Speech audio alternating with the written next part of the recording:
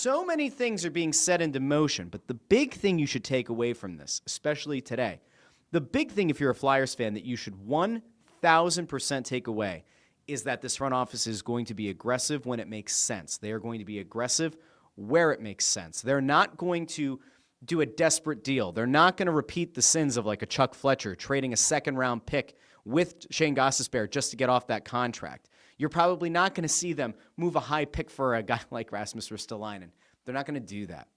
I mean, hell, if we had been honest here, I saw somebody, I think it was Anthony DeGrazio over on Twitter earlier this morning, put out, like, what would you trade for Trevor Zegras, like, to get him in orange and black? And I said I wouldn't, right, because my mentality was it was probably going to cost you a future first-round pick, or maybe it was going to cost you multiple seconds or a conditional pick and a player.